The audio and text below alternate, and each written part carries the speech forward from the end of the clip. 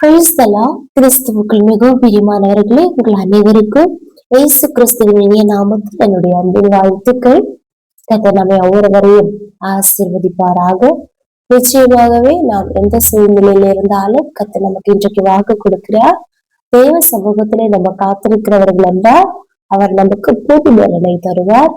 இன்னும் நம்மை எழும்ப செய்வார், உயர உயர பறக்க செய்வார். கர்த்தர் நம்மை வழி நடத்துவார். ஹல்லேலூயா. இந்த தியானத்திற்காக ஒரு வேத பகுதியை வாசிப்போம். ஏசாயா தீர்க்கதரிசியின் புஸ்தகம் 40ஆம் அதிகாரம் அவருடைய 31வது வசனம். கர்த்தருக்கு காத்திருக்கிறவர்களோ புது பலன் அடைந்து கழுகுகளைப் போல செட்டைகளை அடித்து எழும்புவார்கள்.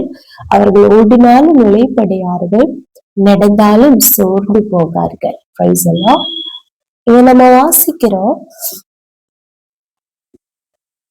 கழுகுகளை போல செட்டைகளை அடித்து எழும்புவார்கள் என்றுதான் பார்த்தோம் இல்லையா? In English, Isaiah chapter 40 verse 31. But those who hope the Lord will renew their strength. They will soar on wings like eagles. They will run and not grow weary. They will walk and not be faint. Amen.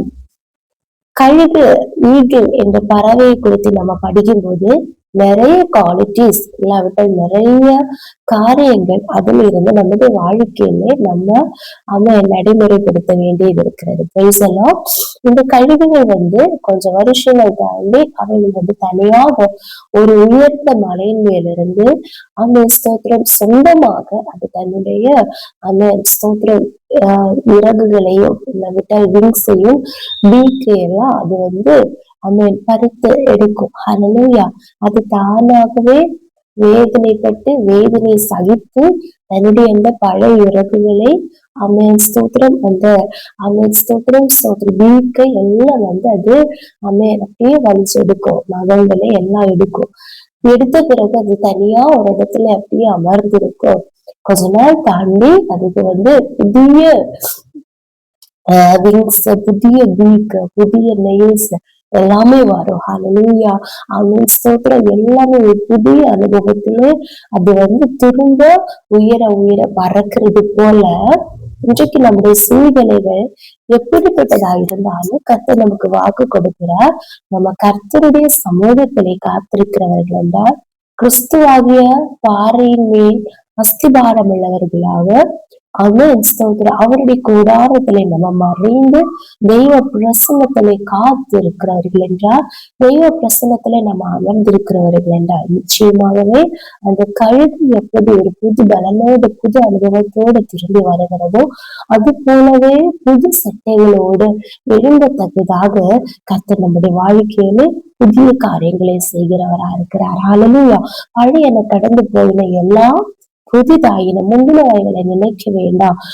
பிந்தினவைகளை யோசிக்கவும் வேண்டாம். இதோ நான் புதிய காரியத்தை செய்கிறேன் என்று சொன்ன கர்த்தர் நமக்காக புதிய காரியங்களை செய்வார். ஆனா அந்த கழுகை போல கொஞ்ச நாட்கள் நம்ம சில வேதனைகளை சகிக்க வேண்டியது இருக்கும், கொஞ்சம் கஷ்டங்கள் இருக்கும். ஹல்லேலூயா.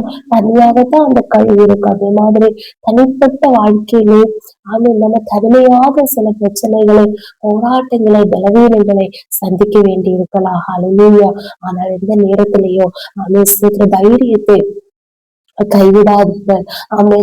மிகுந்த தைரியம் உள்ளவர்களாக திடமனதாயிருந்து தேவ சமூகத்திலே காத்திருப்போம் என்றால் புது பலனோட எழும்ப கர்த்தர் உதவி செய்வார். அதுபோல இந்த கழுகு செட்டைகளை எடுத்து எழுது நம்ம பார்த்தது போல இது பெரிய புயல் காற்று ஸ்ட்ராங்ஸ் எல்லாம் இந்த கழுகுக்கு ரொம்ப பிடிக்கும்.